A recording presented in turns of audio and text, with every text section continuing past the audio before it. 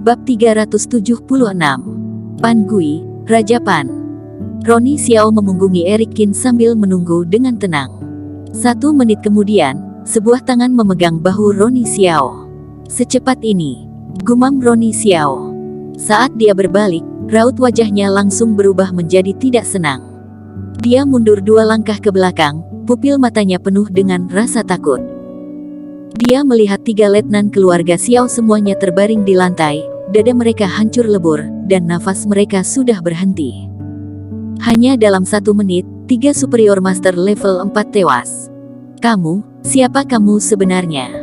kata Roni Xiao dengan takut. "Bukankah Yudianto sudah memberitahumu?" Eric Qin berkata dengan acuh tak acuh. Roni Xiao berusaha mengingat apa yang Yudianto katakan. Setelah itu, sambil mengerutkan kening dia mundur 2 langkah ke belakang. Eric Qin. Dia selalu merasa nama itu sangat familiar, dan saat ini, dia mengingatnya. Bukankah Eric Qin adalah orang yang mengajak keluarga Su bertarung dan mengalahkan Jack Su? Kenapa dia datang ke tempat seperti ini? Kamu Eric Qin. Roni Xiao terlihat sangat panik dan tubuhnya bahkan gemetar. Eric Qin berkata dengan dingin, "Apakah kamu masih ingat apa yang aku katakan?" "Hah?" Roni Xiao terdiam, lalu bergegas berkata, Ingat, aku akan kembali dan memberitahu ayahku." "Pergi." Eric Qin melambaikan tangannya. Seolah mendapatkan amnesti, Roni Xiao langsung kabur. Di aula kediaman Ni, para tetua diam karena takut. Mereka semua mendapat sogokan dari keluarga Xiao dan bersiap mengkhianati Yudianto. Tapi tak disangka, di tengah pembunuhan Eric Qin muncul, dan membunuh superior master dari keluarga Xiao. "Tuan Qin." Yudianto menarik nafas dalam-dalam lalu bangkit dari lantai. Dia memberi hormat dan berkata, "Terima kasih Tuan Qin sudah menyelamatkan nyawaku." Eric Qin meliriknya dan berkata, "Mulai hari ini keluarga Ni akan menjadi bagian sekte Qin." "Kamu keberatan?" Tidak keberatan." Yudianto mengangguk. "Mendapatkan perlindungan Anda merupakan berkah keluarga Ni. Besok aku akan meminta seseorang menyiapkan kontrak." Eric Qin mengiyakan lalu berkata, "Aku lelah, siapkan kamar untukku." "Baik." Di forum Budo, ada sebuah postingan yang menarik perhatian. Sekte Qin secara terbuka merekrut murid, tidak ada batasan. Dalam sekejap, seluruh forum Budo langsung membahas hal ini. Eric Qin benar-benar mendirikan sekte, sepertinya dia ingin bertarung habis-habisan dengan keluarga Su. Untuk mendirikan sekte, sepertinya harus mendaftar ke Asosiasi Budo Kota B. Kalau tidak terdaftar, akan menjadi organisasi ilegal. Dari mana kamu tahu dia tidak mendaftar? Persyaratan yang Eric Qin berikan sangat baik, setiap pejuang yang bergabung dengan sekte Qin bisa akan mendapatkan pil mujarab dengan level yang berbeda. Misalnya, Master bisa mendapatkan pil fondasi, Grandmaster bisa mendapatkan pil pemurnian tubuh dengan tingkat yang lebih tinggi, dan seterusnya. Tidak lama setelah postingan ini disebarkan, banyak orang yang mendengar kabar ini bergegas ke sekte Qin. "Tuan Chu," Eric Qin mendirikan sekte baru bernama Sekte Qin. Di kediaman Chu, kepala pelayan Derek Chu berkata dengan suara pelan. Derek Chu mengangguk dengan pelan dan berkata, "Eric Qin baru menang dari Jack Su, dan menghabisi Simon Zhou. Saat ini dia sedang populer, mendirikan sekte merupakan keputusan yang baik." Tapi, begitu Eric Qin mendirikan sekte, ini artinya dia tidak akan menjadi bagian dari keluarga manapun. Kepala pelayan itu berkata sambil mengerutkan kening. "Kalau keluarga Chu ingin dia bergabung, aku rasa akan sulit." Derek Chu meliriknya lalu mencibir, "Bergabung bukan berarti dia harus menjadi bagian keluarga Chu. Asalkan sekte Qin dan keluarga Chu memiliki hubungan yang baik, itu sudah cukup." Kepala pelayan itu mengangguk lalu melanjutkan berkata, "Baru-baru ini aku mendengar sepertinya keluarga Su bekerja sama dengan keluarga Teng. Ini bukan hal yang baik untuk kita."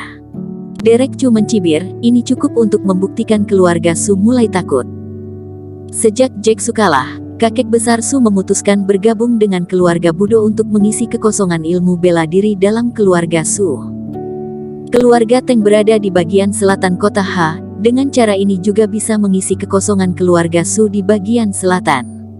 Sepertinya Louis Su ini tidak berguna lagi. Derek Chu berkata sambil menghela nafas. Di luar negeri, ada sebuah negara kecil bernama Negara Pan. Negara Pan hanya berpenduduk beberapa juta jiwa dan hampir tidak memiliki status di kancah internasional. Tapi kerajaan Pan memiliki ilmu bela diri yang hebat. Konon katanya orang paling lemah di negara Pan telah mencapai level master. Dan orang yang sebenarnya menguasai negara Pan adalah orang yang bernama Pan Gui. Hari ini, di istana negara Pan, datang seorang tamu yang tak diundang. Berhenti. Kedua penjaga di gerbang istana menjulurkan tangan untuk menghentikan Louis Su yang datang berkunjung. Louis Su mengangkat kedua tangannya sambil berkata, "Tolong laporkan kepada Raja Pan," katakan Louis Su datang menemuinya. Penjaga itu meliriknya lalu berkata, "Tunggu di sini." Setelah beberapa saat, penjaga itu keluar dari istana dan berkata, "Masuk." Dia berjalan melewati gerbang istana dan sampai di depan sebuah tombol. Setelah menekan tersebut, dinding batu besar di depannya perlahan bergerak ke depan. Dunia yang berbeda muncul di depan Louis Su. Ini adalah negeri indah yang penuh kicauan burung dan bunga yang semerbak, ada pegunungan, laut, dan hutan. "Masuklah," kata penjaga itu. Louis Su berjalan masuk, dan dengan tenang melepaskan kerohaniannya. "Adik Su, kemarilah." Sebuah suara terdengar dari dalam. Louis Su bergegas mengikuti suara itu dan berjalan ke dalam. Di tengah-tengah tempat itu ada seorang pria yang sedang duduk bersila, dan di sampingnya berdiri dua pemuda. "Hormat Raja Pan." Louis Su berjalan mendekat lalu sedikit membungkuk. Raja Pan ini terlihat berusia sekitar 40-50 tahun, tapi sebenarnya tahun ini dia sudah berusia 90 tahun. Raja Pan tempat ini benar-benar tempat suci untuk kultivasi. Louis Su merasa takjub saat merasakan reiki yang samar-samar di sekelilingnya. Raja Pan melirik Louis Su sambil berkata, "Kenapa adik Su tiba-tiba datang ke negara Pan?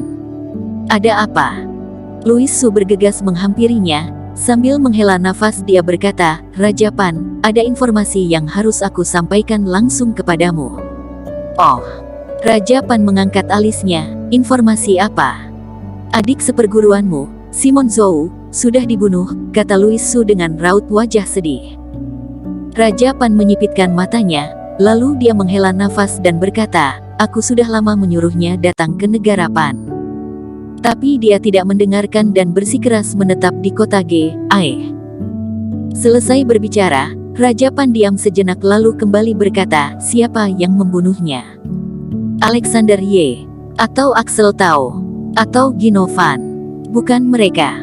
Louis Su menggelengkan kepalanya. "Dia dibunuh oleh seorang junior."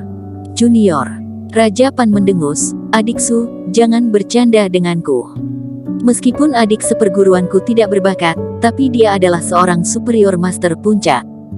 Intinya di kota G, tidak banyak orang yang bisa membunuhnya." "Benar." Louis Su menghela nafas. "Tapi semua yang aku katakan benar. Simon Zhou benar-benar dibunuh oleh seorang junior, dan tahun ini junior ini baru berusia 28 tahun. Bersambung. Terima kasih telah menonton video ini sampai akhir. Jangan lupa subscribe dan nantikan kisah episode selanjutnya hanya di Novel Story. Salam.